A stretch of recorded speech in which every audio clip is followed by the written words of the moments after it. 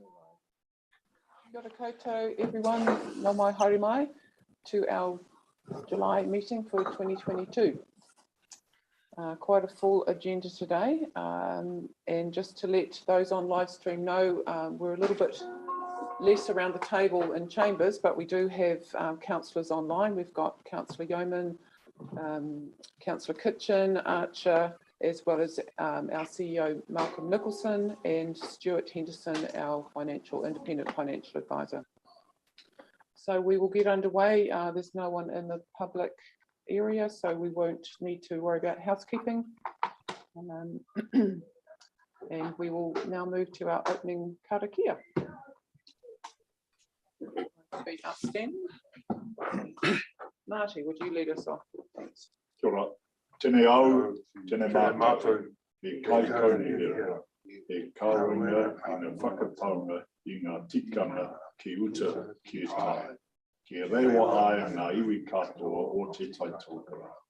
Haumi e, hui e, tae ki e.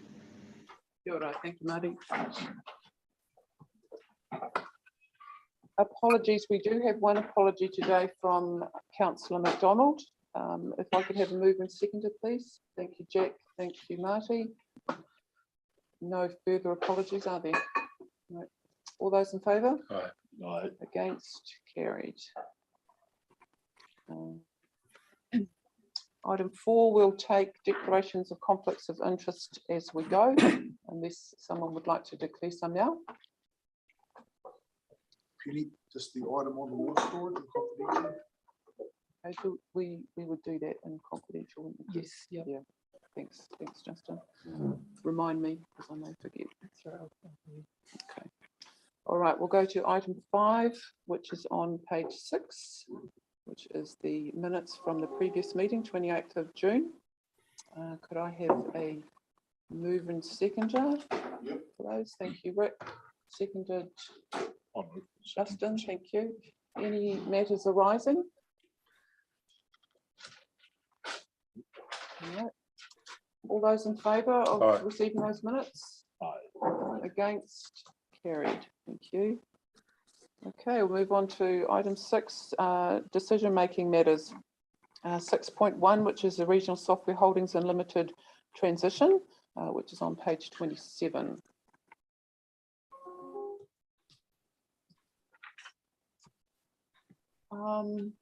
Is Bruce on? Yes, Bruce is on. Sorry, I forgot to mention Bruce, our Deputy CEO, is also on online. Bruce, did you want to speak to any of these recommendations? Thanks, Chair. Essentially, this paper is setting out the transition for Regional Software Holdings to a regional sector shared services organisation.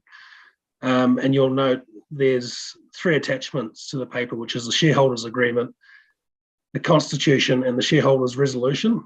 And also one of the other pertinent matters to take note of is that council will receive 1 fully paid Class A share, which will provide for ownership and control of the company.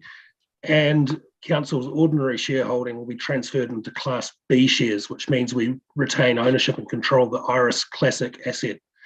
Happy to take any questions. I just had a little bit of feedback, and I have discussed it with Malcolm as well, just on a couple of the bits. I think, I'm not quite sure which attachment, but just on the, and this is just feedback to go back to the directors, would be the tenure of directors is 12 years, and that seems too long to me. I would, and I know Malcolm did question it at the directors meeting, so my feedback would be that 9 years would be more appropriate. And the other one was on the declaration of interests, 15A and B. It seems that there's a bit missing where there is a place there to declare a conflict. At the moment there's not, it's all very permissible. So Malcolm, did you want to add any more to that?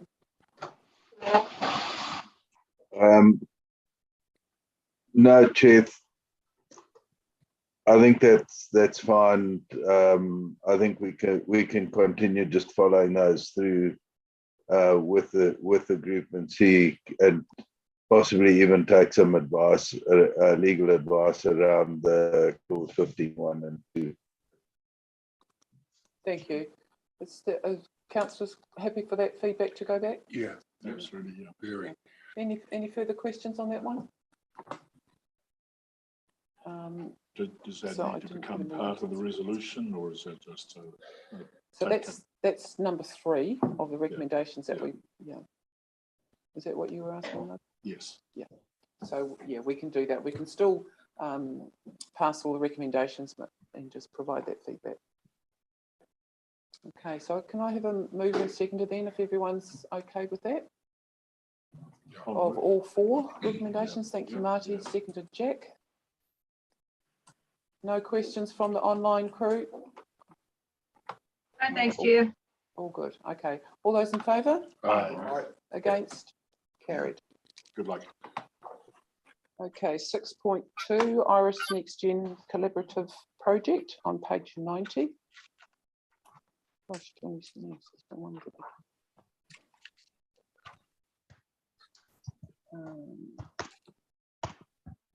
So there are 2 recommendations there. And this is actually more of a oh no, yeah, it's okay. Can I have a move and seconder for those 2, please? Thank you, Rick. Seconded, Marty. Thank you. Any questions? It's the same comment. I think that's just makes sense to team up and go forward collectively. Okay. I think I just had one question as to, and Bruce, you might be able, or Malcolm, why is it termed an MOU and not a contract? Because it sounds more like a contract to me.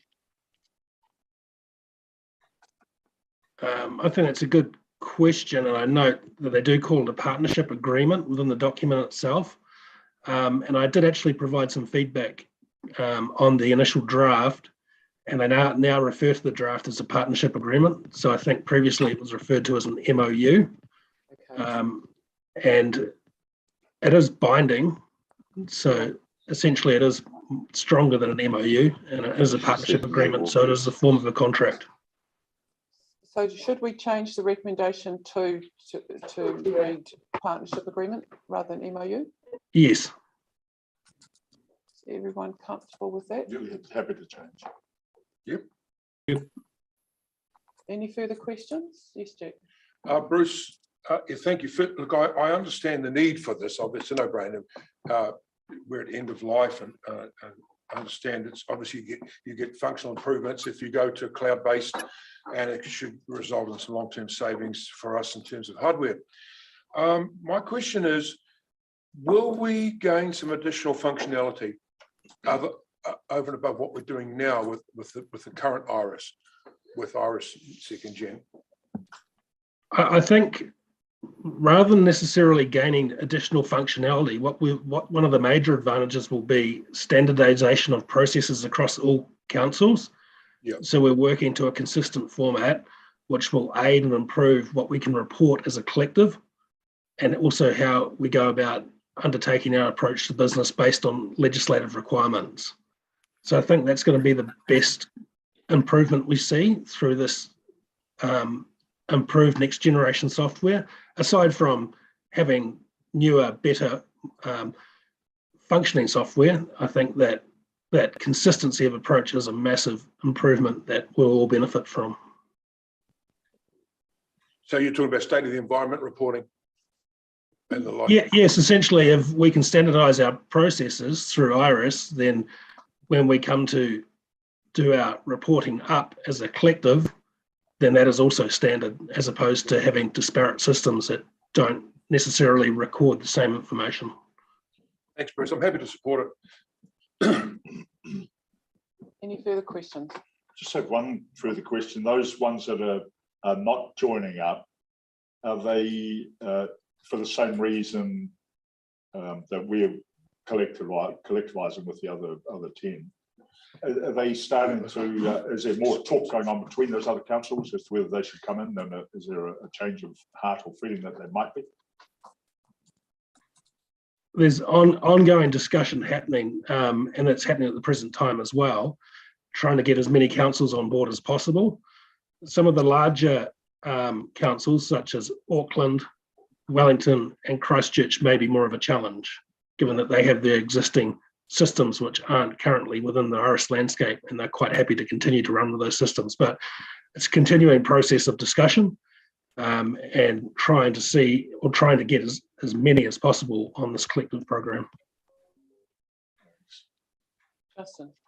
My question, Bruce, is around, within the paper, it's sort of the software sort of really fits in and supports our regulatory processes. And Jack's question, touched on environmental monitoring. And I'm just curious, with I really agree and support standardisation across the regional sector, so we can streamline reporting and get cost savings. So my question is more around the future, like in terms of if we've got additional monitoring to do within that environmental network, does this software, is it sort of future-proofing us to move into sort of more data loggers and remote sensing to bring costs down for environmental monitoring?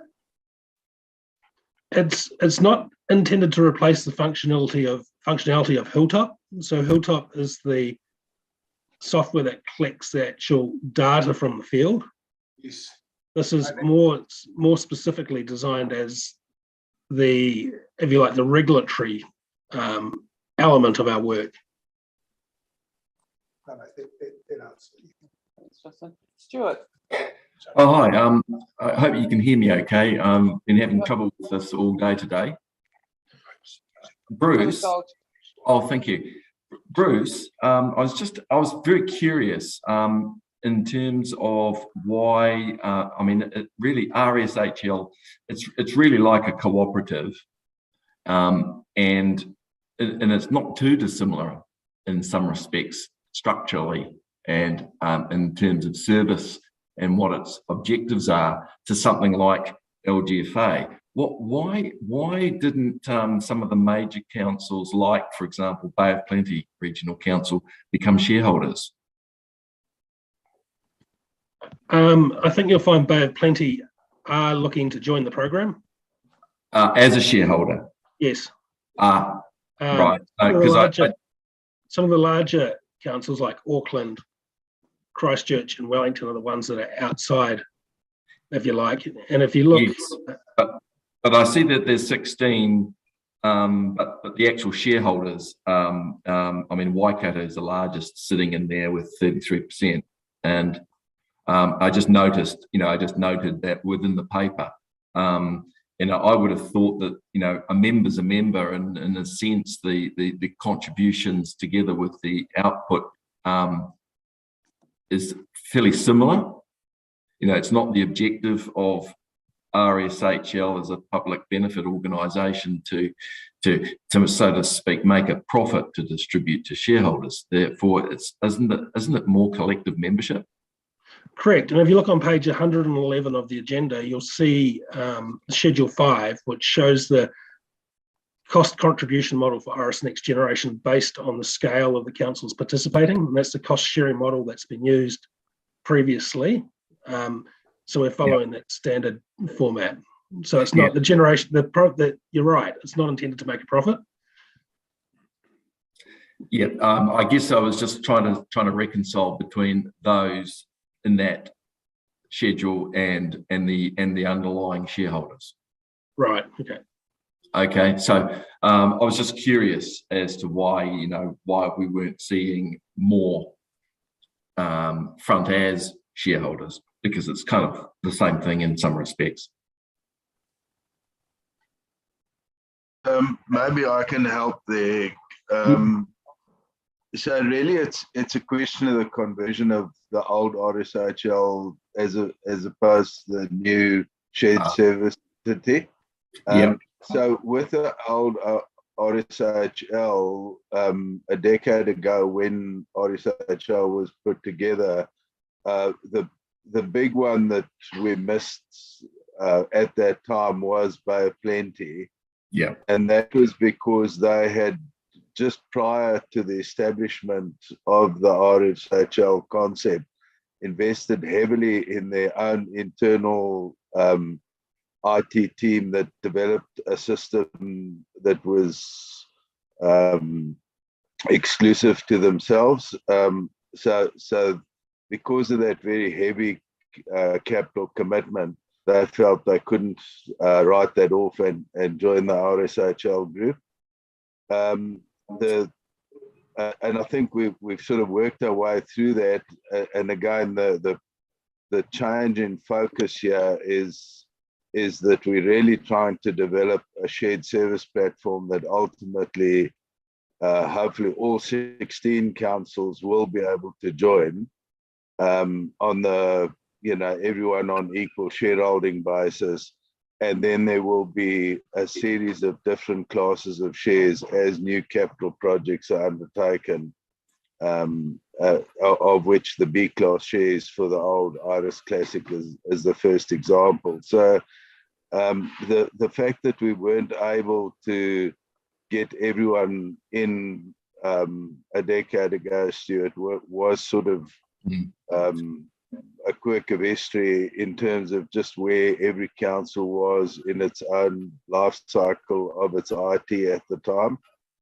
I think going forward, while the objective is ultimately to try and land all 16 councils, there is a little bit of political issues around the three big councils in that they have very different IT systems that are far larger and more complicated than the rest of the sort of regional sector. And Auckland in particular currently have a policy of not engaging any new CCOs. So there's a sort of political hurdle there that needs to be overcome in time. Really at this stage, it's only two of the unitaries that aren't involved at the moment, in terms of the 11. So if you take out the three big players, which is Auckland, Wellington, Christchurch, there are only two small unitaries that are left, and their councils are currently going through a process to essentially decide whether they align themselves with the regional sector or with the rural and provincial sector in terms of their IT developments and commitments. So hopefully that will come out in the wash in the next 3 or 6 months type of thing. Thanks very much, Malcolm. That gives me lots and lots of context. I appreciate that. Thank you. Okay, so I think we're ready to take a vote on this. All those in favour of recommendations 1 and 2? Aye. Against?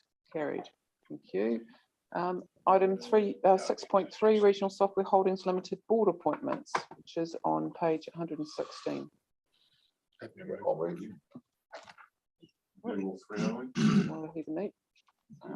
So Justin moved, yep. Jack second. Thank you. Yes, all 3 recommendations. No brainer. Any comment? No, it's wish Bruce all the best, in the role of the appointment, Bruce. You've been over this work, since over a long period of time. So, wish you all the best, in terms of that appointment. Thank you. Yeah. Okay, all those, nothing on the screen. All those in favour? Aye. Against? Carried. Congratulations, Bruce. Another job to add to your list. Get back to bed now, Bruce. So you're on top of it, though, Bruce. After you get over COVID, of course, Bruce. Yeah. No, I'm sure you'll do very well in that role.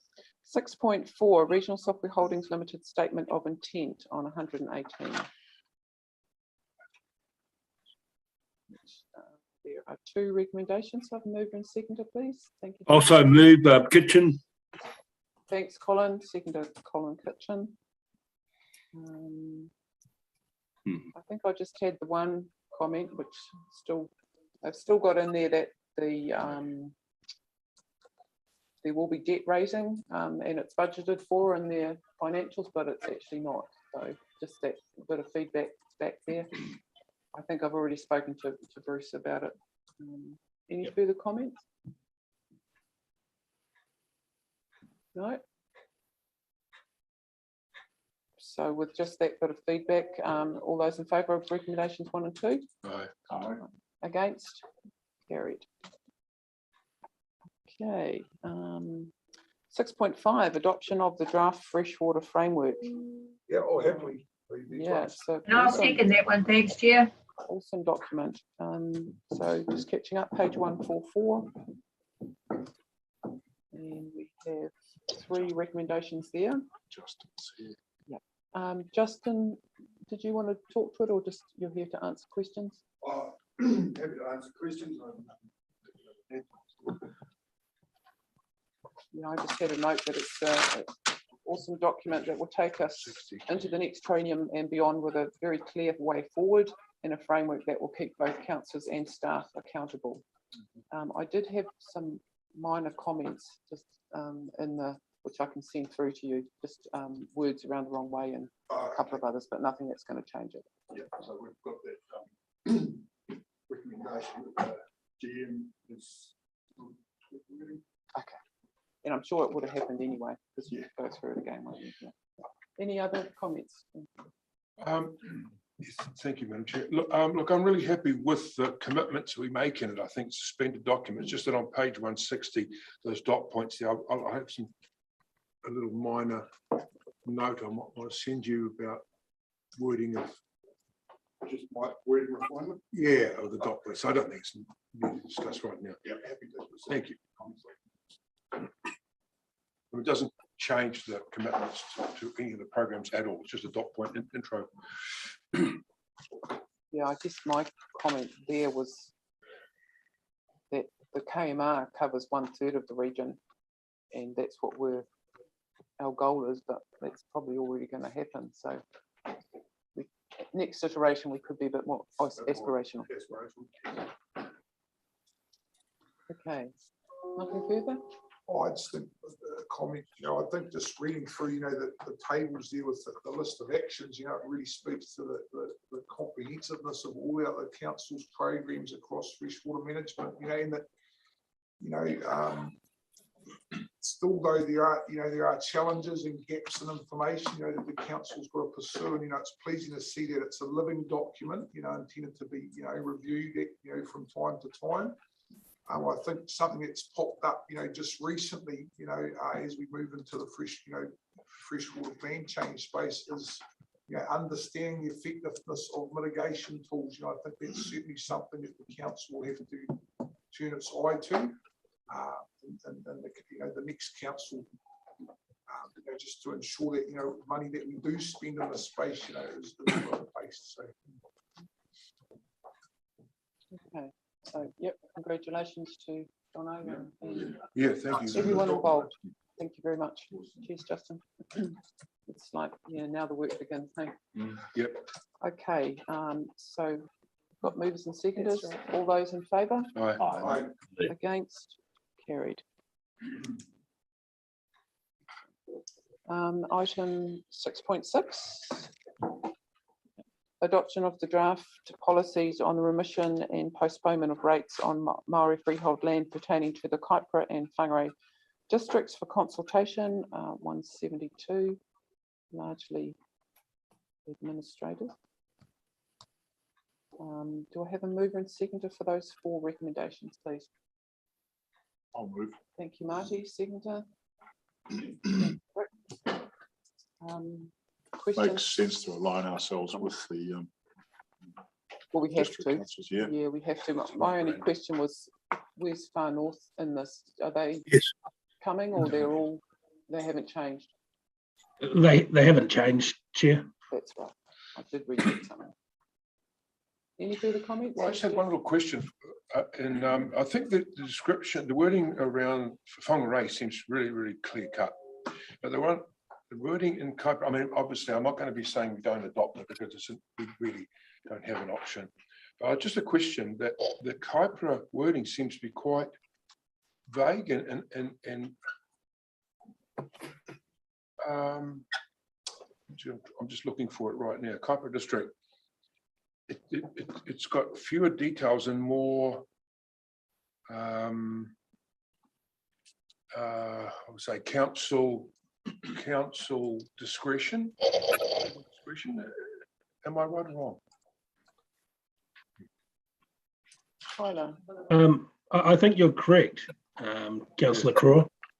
Unfortunately, though, we are bound to adopt the policies that they have in place now. So we can't go back and try and re-wordsmith what they've put in place, but you're correct. I just think that it leaves itself open for argument and not being popular. does it have implications for NRC or KDC? Or both? I haven't considered that.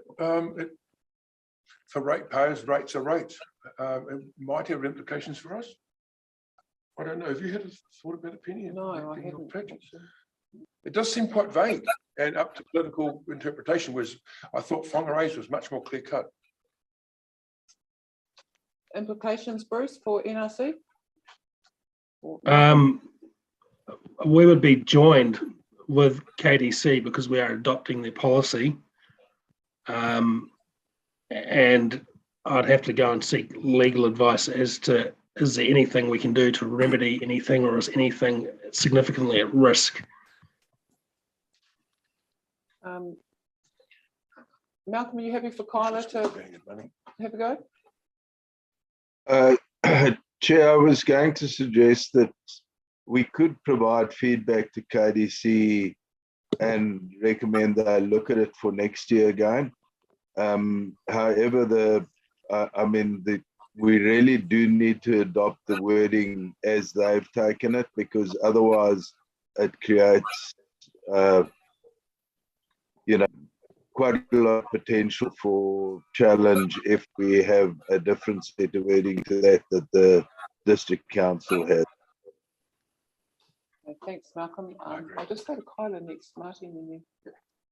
Thank you. I just wanted to add to that our legal advice did actually result in us retaining one paragraph for that exact reason, that she thought it was a little bit grey, and by retaining the clarity, that was going to put us in a better legal position. So thank you very much. Yeah, she has had a look at it, and that's what she did. Is that what you were going to say, Martin? Well, I was going to see if that's signalled in the recommendations sufficiently, or is a recommendation 4, or should there be an additional recommendation that, to follow that up and also to signal to the ratepayer? Is that covered in recommendation 3? Because it's an attachment 1.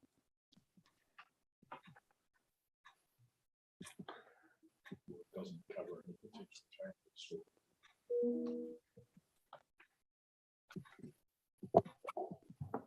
We could follow that up at a staff level, if that's appropriate. Well, attachment 1, does that have that extra paragraph in it? Yes, attachment 1 does set out what we are retaining, definitely. Yep. So that's covered in recommendation 3. Thank you. So that should be fine. Yeah. Thanks, Carl. Okay, nothing further. Madam Chair, Councillor Kitchener, just excuse my ignorance, but just going back to Far North District Council, where they fit, and I think you said, Bruce, you had a comment there. Have they've got a strategy? Is that correct? Yeah, thanks, Councillor Kitchen. Their rating policies have not changed from their long-term plan. It was only the Kaipara and the Whangarei district councils that changed their rating policies in their annual plan. And that's why we don't need to do anything about the Far North District Council, because it's consistent with what we adopted previously. Okay, thanks for that clarification and understand. Thank you. Joss. Yeah, thanks, Chair. Elephant in the room, and it's well worth mentioning the fact that we're only in this position because we didn't actually receive notification that they were going to change them from what we had adopted and assumed was going to continue to be the case, because they were going to advise us as per our agreements. So it's sad that we end up in a situation where we have to then go back out into consultation to actually be able to adopt the new ones. And I'm just hoping that that is rectified for the next incoming council to not have to worry and be put into the same situation again. So a little disappointed that we've ended up here. And I'm not blaming any of our staff at all. So yeah, it's just worth mentioning and noting that that's the elephant in the room here, Pete, and it's an unfortunate position to be placed in. Yep, definitely, Joss, and I'm sure that message has been conveyed for next year. Bruce has got his hand up. Bruce? I just wanted to confirm that we've taken steps both in terms of the rating agreement, which will be changed next year, and also on our own side to ensure our processes follow up regardless of any notification or lack thereof. Thank you, Bruce. All right, all those in favour? Aye. 1 to 4, against, carried. Thanks. 6.7 navigational safety bylaw review, page 190, and we have got Bruce on, I'm sorry, Jim online, but we'll go to the recommendations first. So we've got 5 there. Is everyone okay to mover and seconder to go all 5? Rick, thank you. Seconded Jack. Jim, did you want to speak to this one?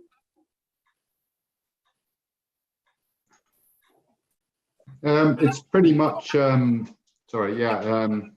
As I mentioned in the workshop that we had, it's just the paper revises that meeting around the Part 91, which is the maritime rule that the bylaws come from, is supposedly going to be reviewed by the minister. We're still waiting for him to sign on the dotted line, but if he does, then obviously the whole bylaw changes anyway. So Maritime New Zealand actually requested that we delay the review. So this is a delay in some ways until that happens.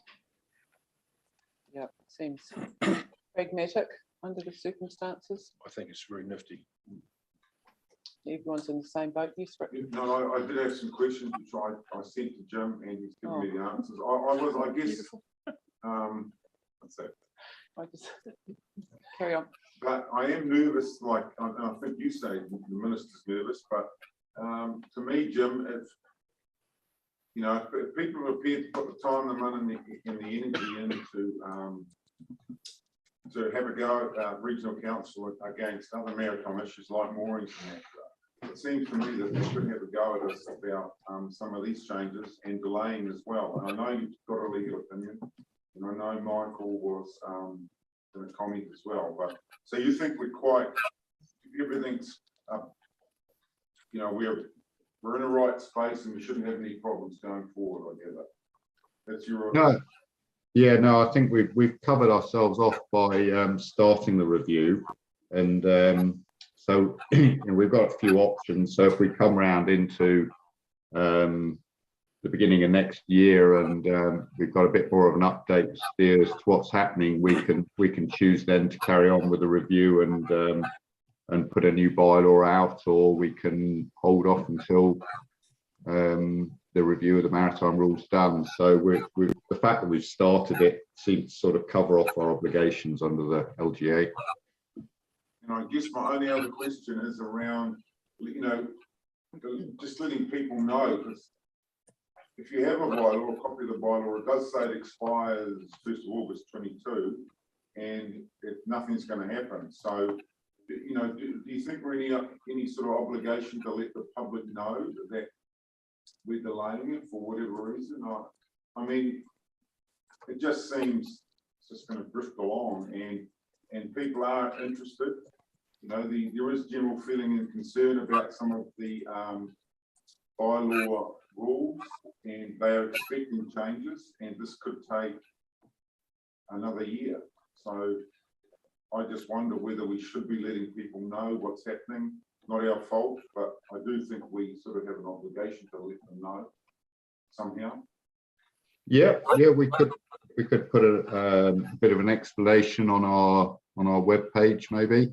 I think the rules still legally in place. The bylaw's still in place. It doesn't expire as such, so it's still valid. Okay, thank you. All right. All those in favour of 1 to 5? Aye. Right. Against? Carried. Thank you. 6.8, Tangata Whenua Water Advisory Group membership. So there's a bit of a change here. Page 204. Two recommendations, moved Marty, seconded. I second, Chair. Thanks, Joss. I think the only question I had was around TTMAC endorsement. And it's the second to last paragraph on the executive summary.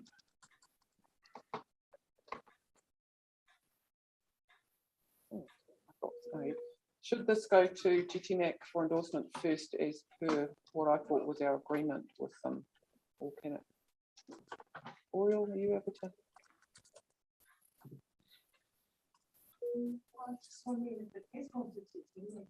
Not the Nikki Conrad one pretty much did, but not the replacement for Milan. It was brought up. Good Chair. The replacement for Milan is still an active process. Yeah. We set up the process with the team there. So this is a replacement, not for Milan.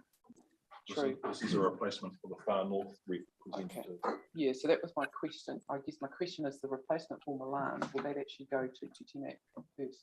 Correct. Okay, it will. It's All a right. separate process. And then it'll come back here at a later date. Yes, perfect. Okay. Sorry about that. Yeah. So this is just Nikki's appointment. Anything further? Sorry, Oriel. All those in favour of 1 and 2? Against? Carried. Okay, 207, page 207, item 6.9. Te Ake NRC Titiriti Strategy and Implementation Plan.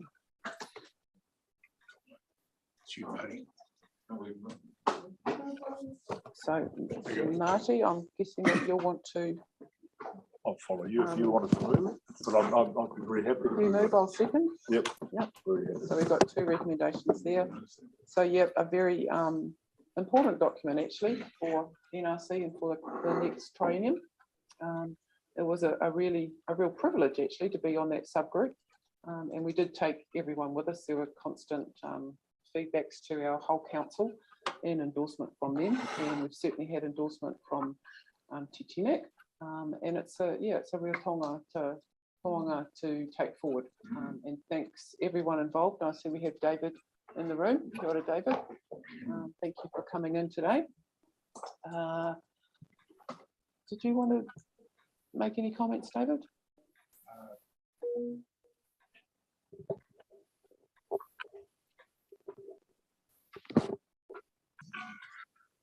Yep, that's fine. No, just other to reinforce what you just said. I think from my experience working in the space, councils to be commended for the commitment you've made to working in partnership with your area and other partners. And I think it comes through in the document and the strategic intent. And I think also the timeframe that it was achieved in was really impressive. And I think that was representative of the commitment that this council's made to improvement and constant progress in that space. So that's the only thing I want to add. I think it's a real privilege. Thank you for letting us be involved. You're welcome. And I think it's amazing what you get done when you have to. But the important thing for me was that we were all on the same page. We all wanted the same outcome. And that certainly contributed to it. Oriel, you were instrumental in this. Thank you. Any comments from you? Ma te mea tuatahi mihi anau kia koutou katoa, kia koe hoki pene mō tō rangatiratanga kei roto i te kōrero i te titiriti o Waitangi, ko tērā te mea nunui o tēnei wā. Ki ngā kai kaunihera hoki, mō rātou mahi kaha kei roto i te kōrero, i te timatanga o te tau 2019 ko tēnei wā. Ko tērā, te mea nui ko te roa huarahi mā tātou katoa. So I just wanted to say in the mihi that actually it's an acknowledgement for you, Penny, also as the leader for the council, but also to the councillors because actually the journey was from the moment of 2019 when the new council came in to get to here in terms of setting up what is now the ground and the foundation for the commitment to the work with our iwi and hapu partners. So I think really that's what I wanted to actually say in terms of now the foundation is set and the work is to be done. In terms of the name Kāikie that was given, you know, acknowledgement of the partnership around kāwanatanga and rangatiratanga to give effect to Te Tiriti.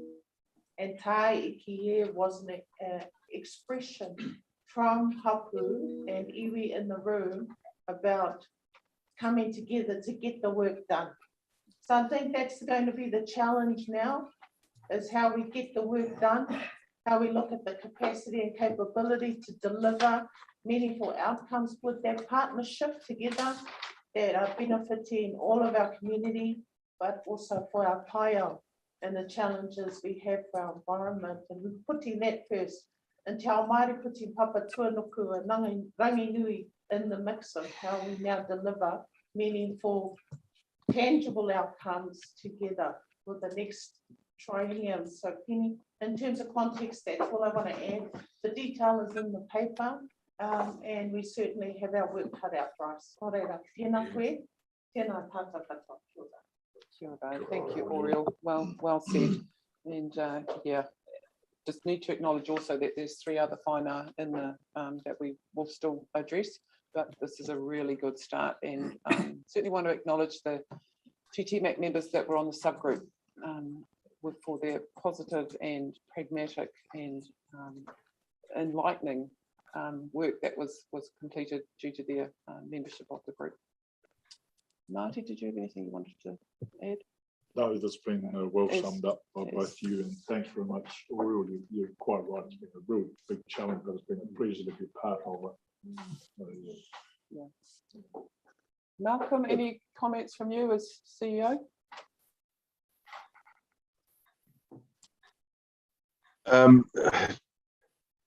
Chair, just to reinforce the significance of this achievement of getting here.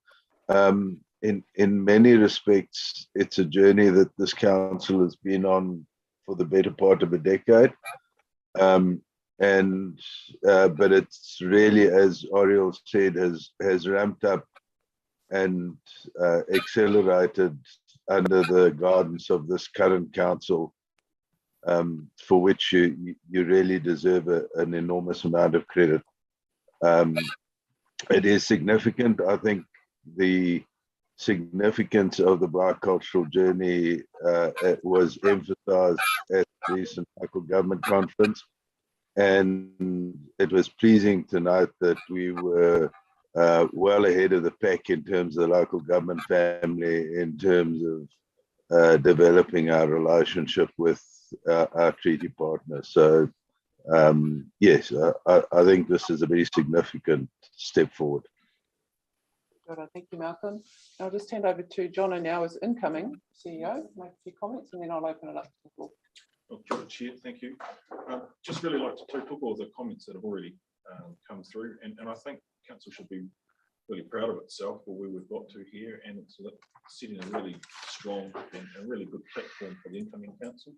Really good direction of travel for Council, and as the Chair said, as the incoming CE, my commitment to making sure that it's not a document that sits on the shelf, it is a taonga, and it's something that we value, and it's something that we as an organisation need to step up to implement. And yes, it'll be a challenge, and I'm sure some of those challenging conversations that we've had to get to this place, there'll be some more yet to come, but I think it's a really healthy conversation to be having, and as an organisation, I think we're really up for it, and look forward to working with the new council around how we're going to breathe life into it. Kia ora.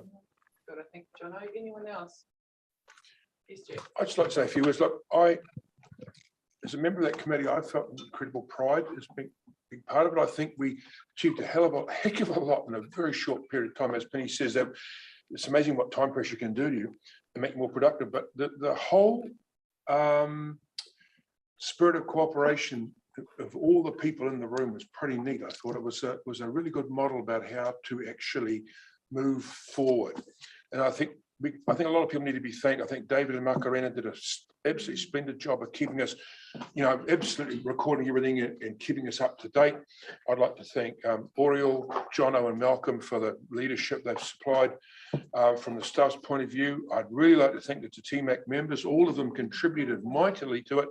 And I'd really like to thank fellow councillors who are on that group. There's Amy and Marty, but really I'd like to thank Penny for driving this. I think you should consider this a personal triumph for you in this term. It's a major achievement and you should be rightly be very proud of it. As Malcolm just pointed out, I was going to raise a question, but he's already answered. We are ahead of the pack. And we haven't arrived at our journey. I mean, life's a journey and so is co-governance really. But boy, we've made a heck of a start. So thank you to everybody. I feel incredibly proud of it. Sure. Thank you, Jack. Yeah, and I think it was identified during our work that the journey is more important than the outcome, just about, isn't it? Yeah. Okay. Yeah. So hopefully everyone's been okay with indulging in a bit of celebration. So I think it is a real celebration that we get this endorsed today, and not that we have yet, but we are just about to. So all those in favour of 1 and 2? Aye. Aye. Carried.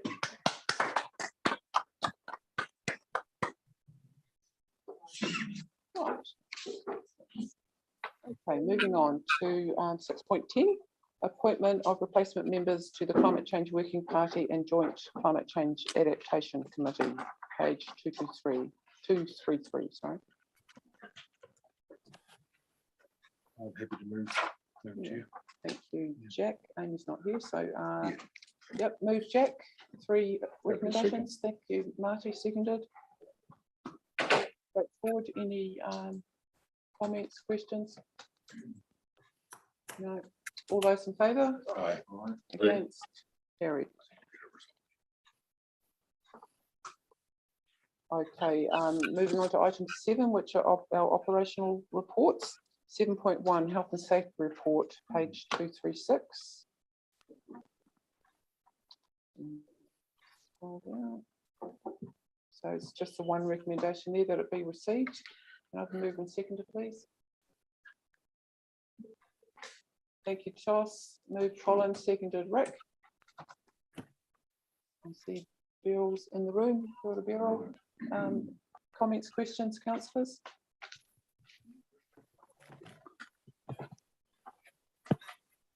I think I had a couple. This 3rd bullet point, which was on page 237. Just had a excellent, great work, but I can't. I'm just reading what I was about. Oh yeah, getting those inductions up to date. I know it's not been easy. Well done. I just had another question. There were 12 recommendations to be actioned from the 2nd bullet point. Just wondering how we're going with them. Oh no, sorry, the 3rd bullet point on page 237 from the audit report.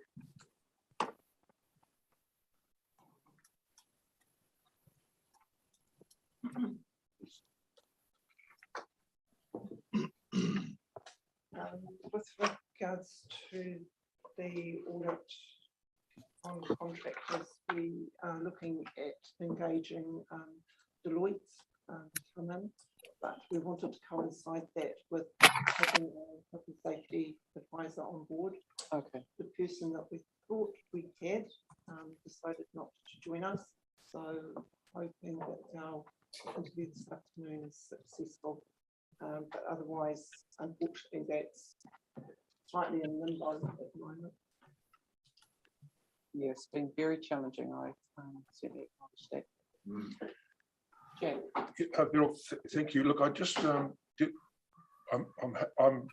fairly happy that you're dealing with this well. But dealing with aggressive people, it's likely to become much more prevalent with, dare I say it, some ratepayer groups that are unhappy with what society's doing in general and complaining about all kinds of things, including paying rates.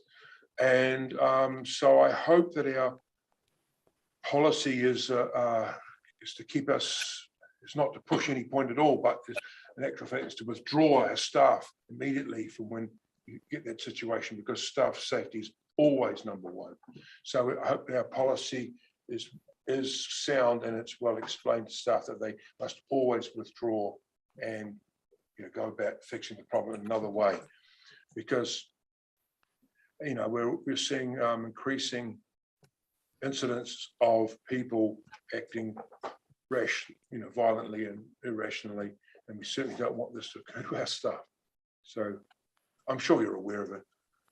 Yes, and I think it's us having to reinforce that with our staff. They sometimes forget and think that they need to keep discussing things with the individual or something like that, but it's definitely their safety first. And again, we need to reinforce the message, but also provide them with additional training so that they can. Techniques, yeah. So Thank we're you. constantly looking at that. I'm happy because you've said that has been reviewed, so that's good. Thank you. Anything further? I'd just like to just to say, as a chair of the audit and risk, thank Beryl and the staff, for the work they are doing in this field. Yeah, and it is really, really changing times now, with this COVID and whatever, and economic situation, and people are acting differently in certain areas. But I'm pleased the way we as an organisation are handling things, and I'm conscious, and I'm sure all of our elected members are conscious of the safety and well-being of our staff. So I'd just like to do a shout out to them too. We appreciate them, and it's hard times at the moment, but hang in there, and I think there will be light at the end of the tunnel. Kia ora. Kia ora. Thanks, Colin. And yes, hopefully the interview goes well this afternoon. Okay, all those in favour? Aye. Against? Carried. Thank you. Item 7.2, the Chair's report to Council, page 247. I'll move. Is there a seconder, please? Yep. Thanks, Rick. Any questions? All those in favour? Aye. Against? Carried. 7.3, the Chief Executive's report to Council, always the meaty part of the agenda and the interesting bit. Page 248, 7.3, could I have a mover and seconder, please? Moved, Rick. Only if I can go out of time. Seconded. Oh, what was it? Only if I can go out of time. Oh, right. Okay, questions, comments for see the Kingfish Farm. CE?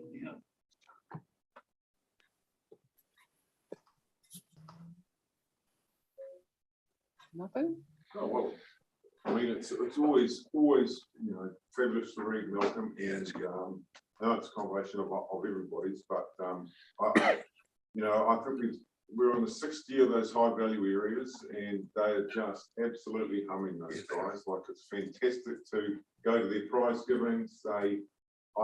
When you look back at when we started those, 6 years ago, and we were going to get the buy-on or not, and these people have absolutely just taken it all on board, and they set up trusts, looking at alternate funding, but they're not just relying on NRC. They are trying to double, $2 or $3 for every dollar put in by NRC, and that's exactly what we expected.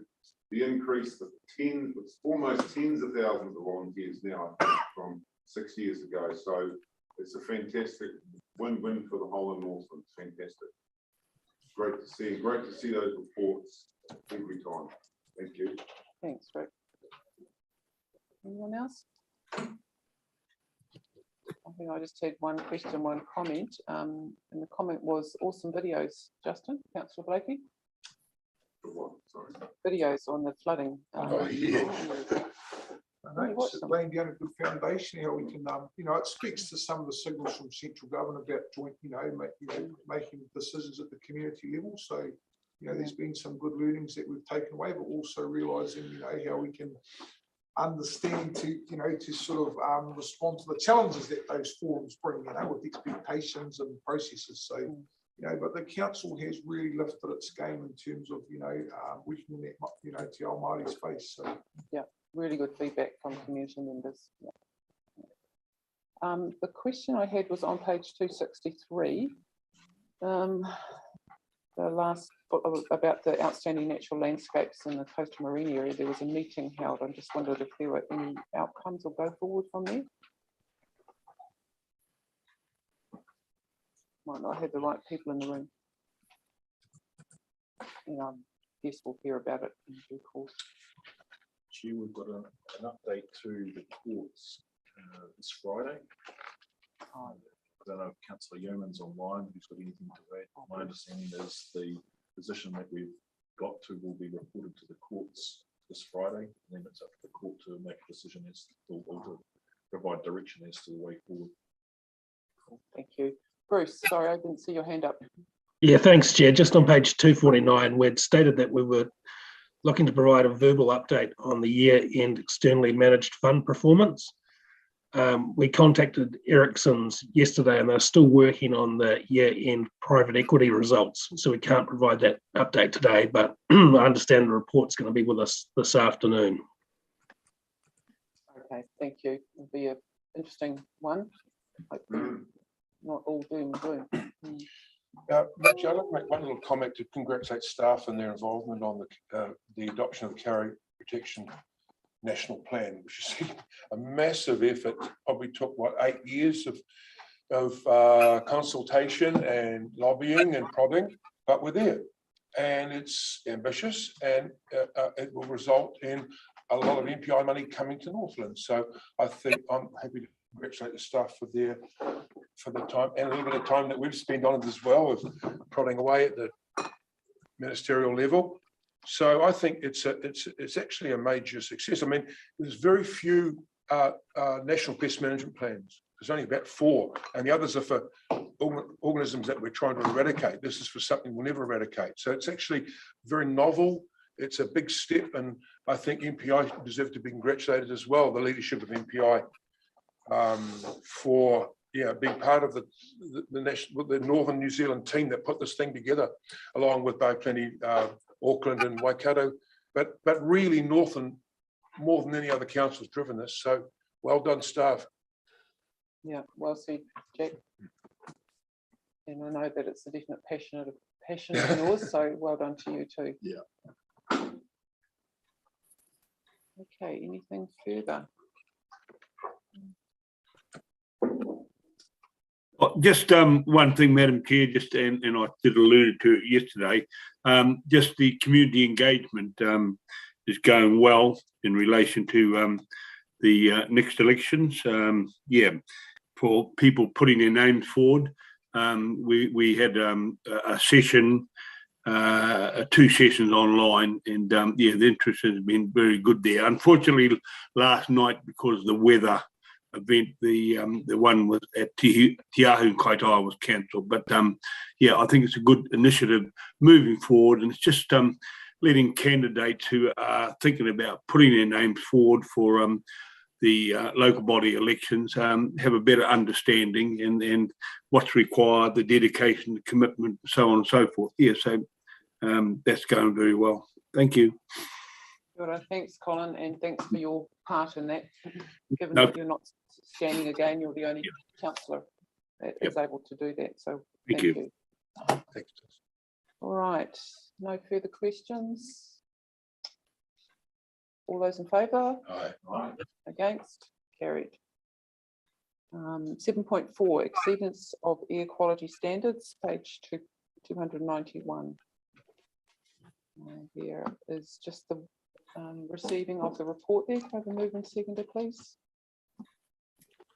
Move Rick, thank you. Seconded. Second, Chair. Thanks, Joss. Questions, comments?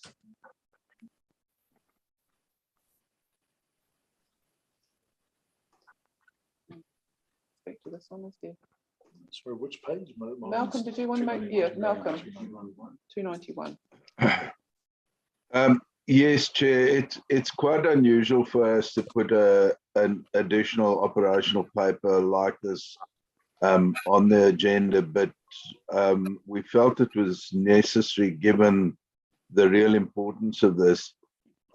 Northland in general has been fortunate in that for a long period of time, we've really had very good air quality.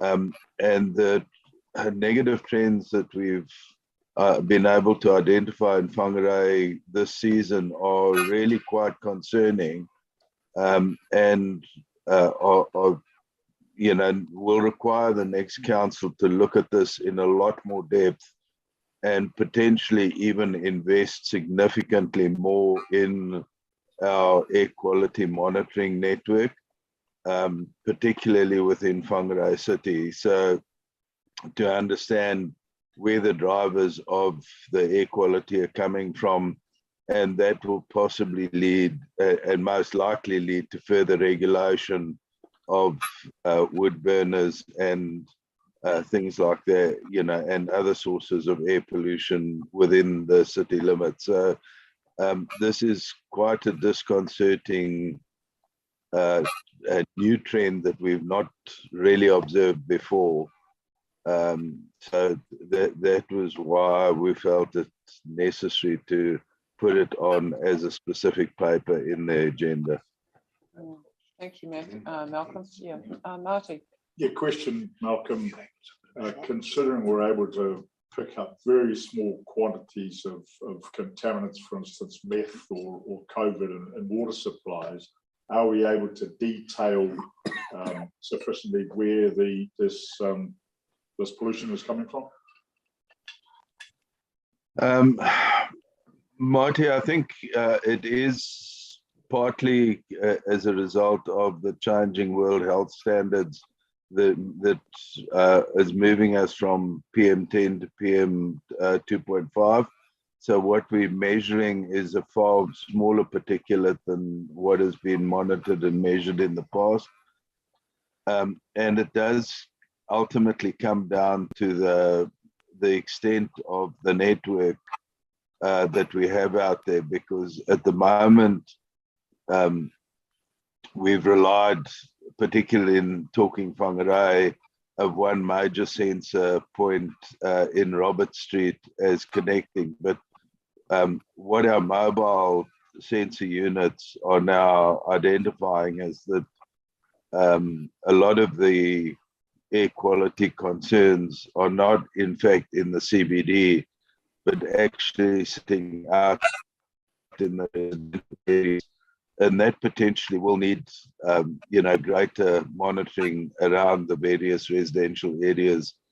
And as I say, a review of home heating regulations to ensure that we keep our air quality as pristine as we are able to.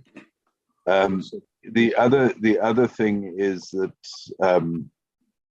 and I mean, we could get staff to come and talk to council in a workshop mode about this. A few years ago, we did quite an extensive study. We had a very extensive set of filters going back a number of years that we had analyzed to try and understand the changing nature of air quality within Whangarei. And there have been some improvements in areas, particularly things like lead emission, with the removal of lead from petrol and so on. But yeah, so we do hold a reasonable amount of data in this space. But as I say, it's been focused more on the central business district and where the problems are now eventuating us out in the residential areas. Thanks, Malcolm. Yeah, no fire starting until midday. Check. Joss. I think she's taking the thing down there. Oh, okay. Yeah, no, that's all right, Penny. I mean, at the end of the day, my comment around this is we're pushing, yeah, this is going to be a really interesting conversation for the next council. And my call would be to make sure that that degree of balance that we always try to achieve as a council is still considered, because there are a lot of factors at play here that are not necessarily just about restricting people's use of wood burners at home. And in communities like Northland and around the fringes of Whangarei, for example, when you look at the number of times that power gets cut off, there's a whole lot of other factors at play. And I'd hate to think that, you know, we walk down a path that is going to make it more expensive and more difficult for people than it really needs to be because of a potentially isolated incident. So glad to hear that more monitoring might come out as a consequence of this, to just try and nail down exactly what's going on before anything moves further ahead. And yeah, just sounding a word of caution really around maintaining that degree of balance, and hoping that anybody who's listening, who's standing for the next council, takes that on board. That's all. Thanks, Joss. So our measurements are taken monthly by the looks, and just a couple of questions. Do we know what they are for July? And also, what is the process if we were to change anything? Malcolm? So, Chair, as I understand it, and this is not my area of expertise, but I think we have continuous monitoring. So there is ongoing results so that we can identify any sort of peaks and troughs during, not only by day, but also during the day, I think. But it really is about just having, a year or two ago, we invested in our first mobile monitors, and that has allowed us to get out and do far more intensive monitoring than we've done in the past. Apologies, Chair, did that cover the questions you asked? Or? Yeah, I'm just wondering if we have any more up-to-date results than the 19th of June. Chair, not that I've seen, but I'm sure we do have, and we can get those and have them circulated. And just the other question was, you know, what is the process if we were to make any changes?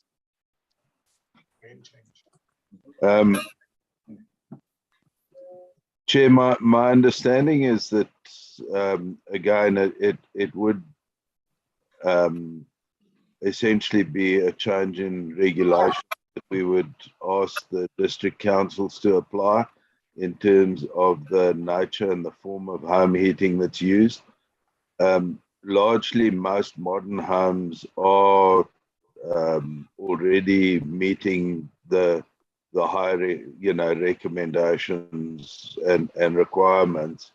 And it would really be some of our older homes in communities that we would have to look at and see how that could be dealt with. I think the other area of concern is the ongoing use of building waste as a source of heating, because and the burning of treated timber because of the chemicals in the treatment process that are released. So that's another area of concern that would have to be investigated further. Thank you. So it would mean working with the likes of WDC. Yeah. Yes, very much so, Chair. Justin. I'm particularly interested, Malcolm, more a technical question around, given that we're looking at smaller particle size now and monitoring, whether or not that gives the capability to be able to assess, and gather data around, contaminants such as those that would be emitted, in burning of building waste. But also, Malcolm, does it give us the capacity to pick up agri-chemicals, particularly with those mobile testing stations? Because, as with the expansion of horticultural, production, I can envisage that there'll be, greater levels of concerns in communities around spray drift. So I'm interested to understand technically whether or not we'll have that capability. And I mean, is that something that the staff would consider, you know, given your signal that we may have to invest in more, you know, expanding the capability in the air quality monitoring?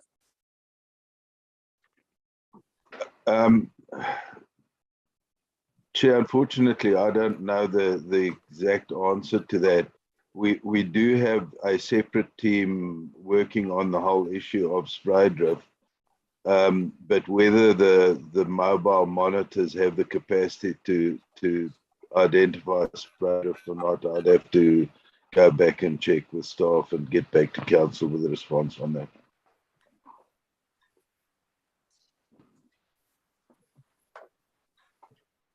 No, okay, we'll leave it there. We'll get some further information for councillors. Thank you, Justin. All right, if there's no further comments or questions, we will vote on receiving this report. All those in favour? Aye. Against? Carried. Okay, move on to items 8, which is receipt of committee minutes and working party or group updates. Committee 8.1. Committee minutes first. Audit and risk. Colin? Yes, thanks, Madam Chair.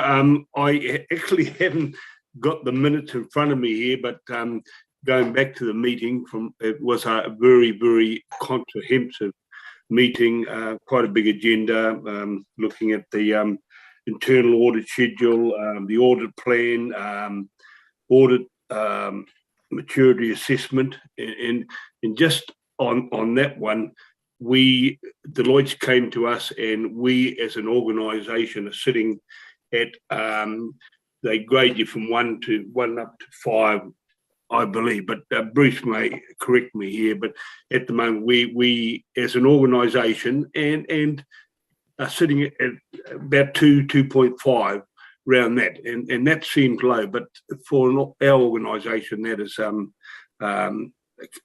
for the organisations around the country, that's the average. So we're looking at updating our processes and that, and looking at going to 3 to 4, and not to a 5, a gold star sort of rating. So there's a lot of work to be done there. Yeah, Bruce, I might get you to come in here, or any other committee member, just to discuss, because as I say, I haven't got those minutes in front of me. I can't bring them up at the moment, just to discuss other things that transcribed from that the meeting. Thank you. Thanks, Councillor Kitchen. I guess one of the other things I'd highlight is also we had the audit report in terms of the audit schedule from Deloitte as well, which is largely standard, although they will be looking at the shared services arrangement around Northland Inc. as well with the TAs, which is a bit of a deviation from previous, but other than that, it's standard. And I agree with your comments on the internal audit maturity assessment. And we also covered off the risk and a couple of deep dive areas as well in relation to 2 particular risks, which escape me at the moment, but I think that was the majority of the agenda.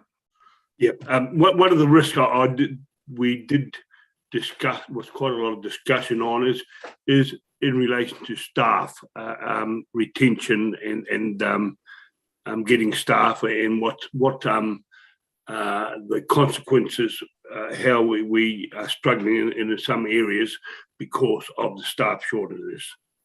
Correct? Thanks, Colin. Marty? Is that what makes us middle of the road as opposed to climbing up to 3 to 5? Bruce, you can come in here. I can comment on that. In terms of internal audit, some larger councils, and when I'm talking larger, I'm talking of like Canterbury and Wellington and Auckland, they have their own internal audit unit built into their councils, because they're of a scale where they can justify it. We're not of that scale to justify that. we use a lot of external audit assistance through the likes of Deloitte on a smaller scale budget. And I'm talking with Deloitte, you know, a 2 is not a bad score. It's not too bad at all, and 3 would be good. And there's no need for us to actually aspire to be a 5 or even potentially a 4, but we have put in place a work program to lift our status to a 3, and I'm confident that we'll achieve that. Yeah, I think that the word maturity is a good description of the process, and that, you know, we are maturing as a council to get to 3 and up from 2. Yeah. Can we ask our independent financial advisor to comment? Stuart, any comments Any from comments you? from you? Yes, look, thank you, Councillor Craw. I think that was you that asked me the question, was it, Jack? It's an interesting thing across the spectrum of councils. As Bruce has said, the bigger, larger councils, and it's about size and the ability for councils to be able to actually afford the economy of scales in relation to internal audit, to have their own function. And other councils share services. I know in the Hawke's Bay, most of the councils share a service in terms of internal audit with one of the local accounting firms and audit firms. It doesn't necessarily get them beyond a 2. And I think and quite rightly, and in my conversations with Deloitte, a 2 is not a bad score. It's really, it's all about, it's horses for courses in terms of the materiality of these, shall we say, the risks associated with internal audit and the scale. And, you know, you could spend a lot of money and resource, but it's about resourcing, and that's in particular at the moment a very tricky thing. It's a tricky thing for external auditors as much as it is for anybody attempting to try and create internal audit functions and even bolster internal audit functions.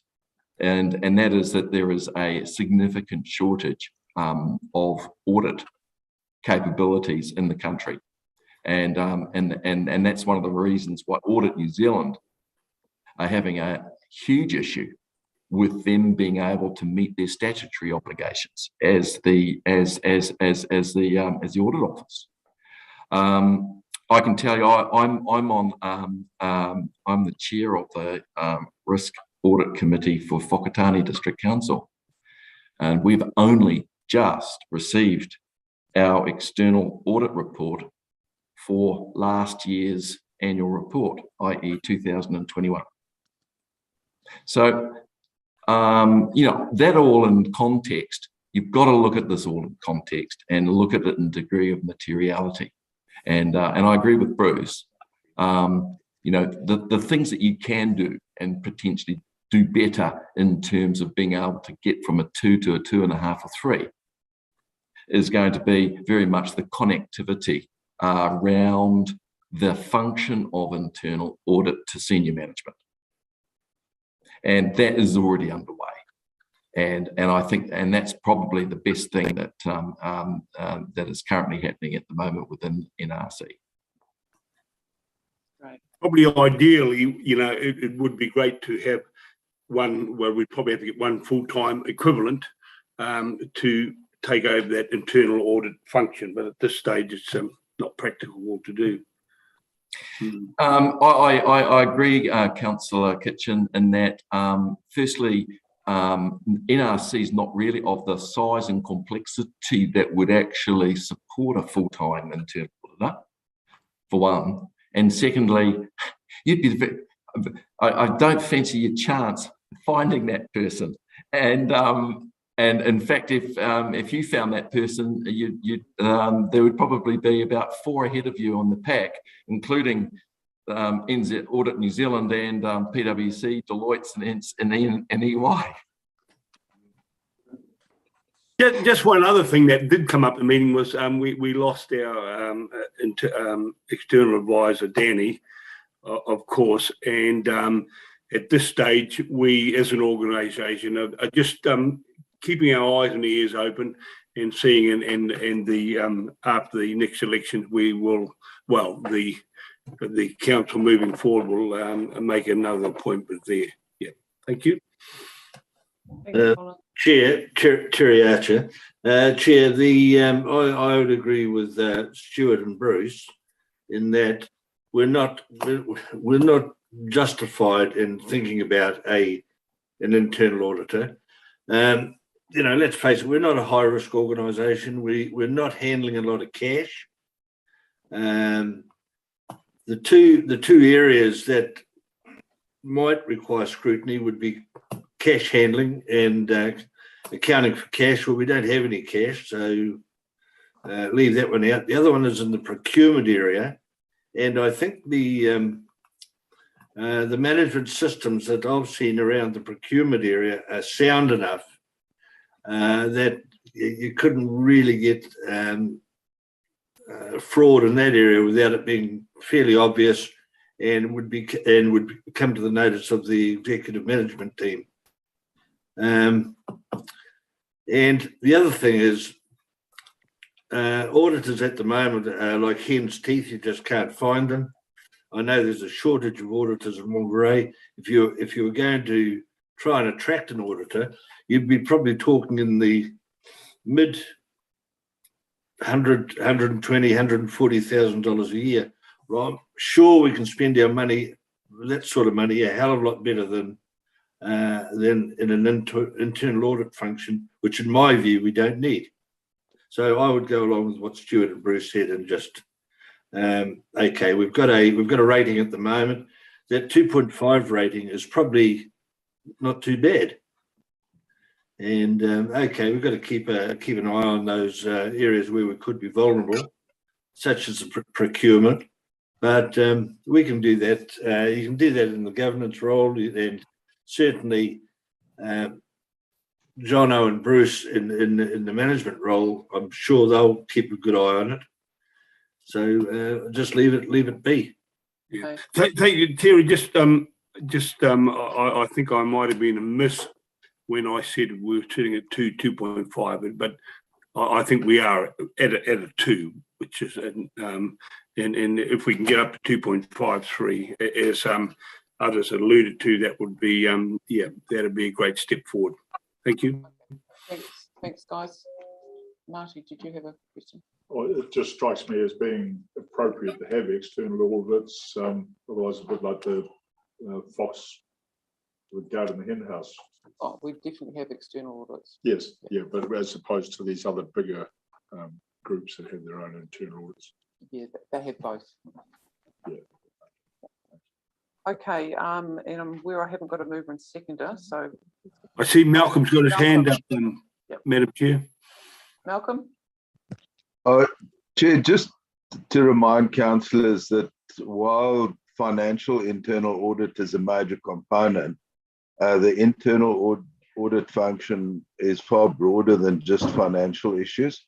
So it also covers things like our regulatory responsibilities and quality controls of our operational processes and that as well. So internal audit is quite a broad function that stretches well beyond just a financial aspect to it.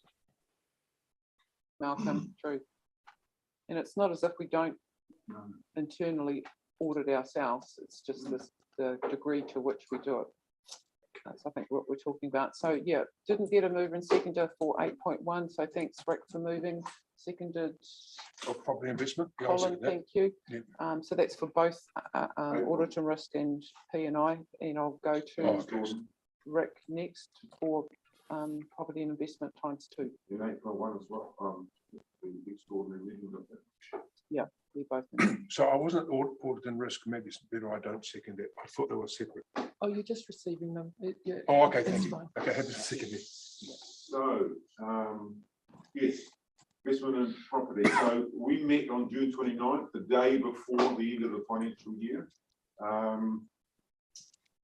to discuss the May 22 report from the Ericssons. And I guess the comment, like I do talk to Jonathan, and I'm sure it'll pick me up on anything, is that, you know, no need to panic. It's, you know, it's what's expected, and let's just sit tight for a while. And we are waiting today, as Bruce has pointed out, for the report from the end of the financial year. So not a lot to report there. And then we went into public excluded, and that took us into discussing the Mid-North water storage. That's public excluded then.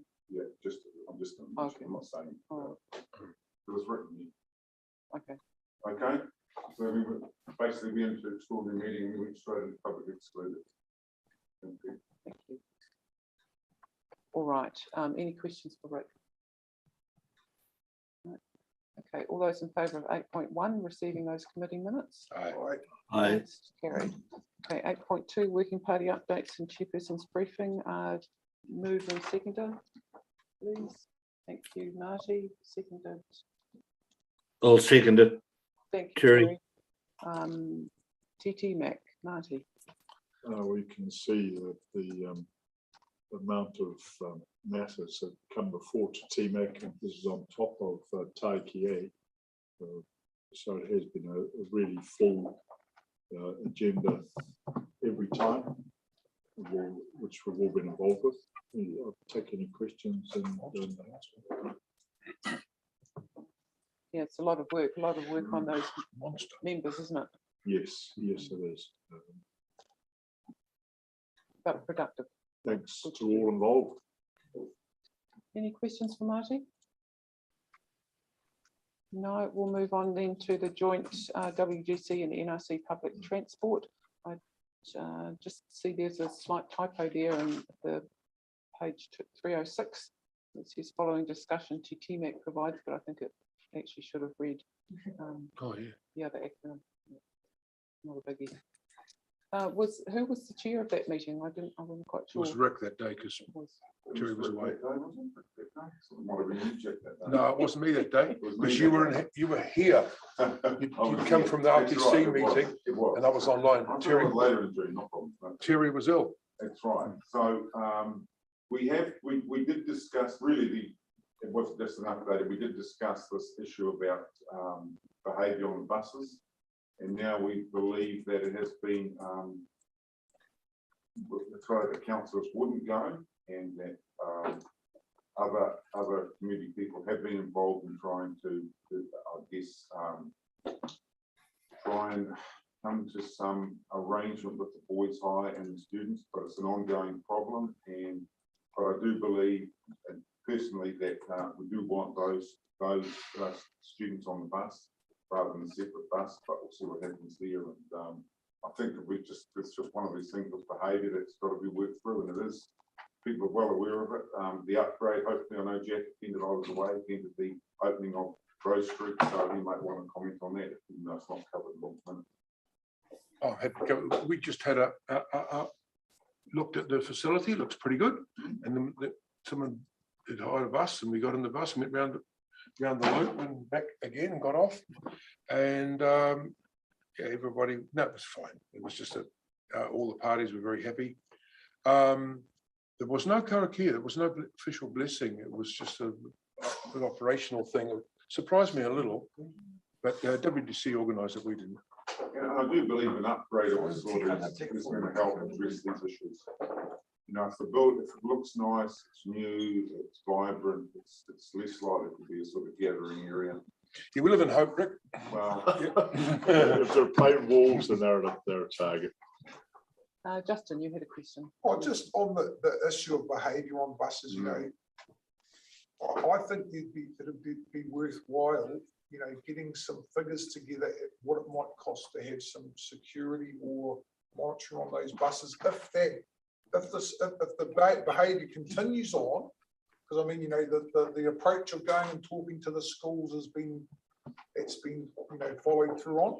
If the behaviour continues on, I would expect that we would actually, you know, provide some support so we can guarantee safety, because we don't want it takes a long time to build confidence back up once it's lost in a service, you know, public service. So, you know, perhaps involving Māori wardens or, you know, as a solution. That's what we've done in Kaikoura when we've got issues like that, is, you know, utilise the Māori wardens, and that's a great little partnership tool. So just putting together some costs. You know, I'm just thinking there's still a little bit of money left in the equalisation reserve, you know, that was that unbudgeted, you know, but perhaps that's a good utilisation of some of that. I'm just casting it out. What can we do? Because if it's ongoing, the behaviour, we've got to find a way to nip it in the bud, and there's nothing like some presence on those buses, you know, to pull those young people up, you know, and give the security for the other, you know, other patrons on the bus services that they are safe. There's someone there watching them. There's certainly lots of options being looked at, and that is one of the options. WDC. Has it been costed out though? You've got to have the figures so we can actually consider it. No, I don't think Mary Wooden's been costed. No, I know that City Safe have been involved, but of course, these youngsters are pretty savvy and they just completely ignore City Safe. Right? You got to feel sorry for them. So they don't have any statutory powers at all. All they can do is say, thank you, yes, take photos. They've got body cams, but it doesn't make any difference. These people just misbehave. Now, apparently it's a bit of a growth industry and it's not in Boys High now. It's actually kills a lot of students as well. So it's not an issue that we're going to solve here today. No, So it's not. We might But keep moving. what I'm suggesting is cost it out so that if we need to, we can move on, you know? Yeah, I think maybe we need to have work like that is discussions being done. at that committee level again, because it's not just, I mean, we're putting it all in Chris Powell's lap at the moment, but I think we really probably need to have a bit of political discussion at that committee level. Yeah. Okay. Very good. All right. All those in favour of 8.2? Aye. Against? Carried. Very good. So now we come to our public excluded. So we'll bid farewell to anyone who is live streaming today. Thank you very much for attending. And we may see you next month at our formal meeting. Sorry, Martin. Close the meeting first before saying goodbye to them. Sorry, carry on. Okay. So I'll now move that we move into public excluded. Could I have a seconder, please? Thank you, Justin. Kia ora, David. Madam Chair, just I'm going. We'll just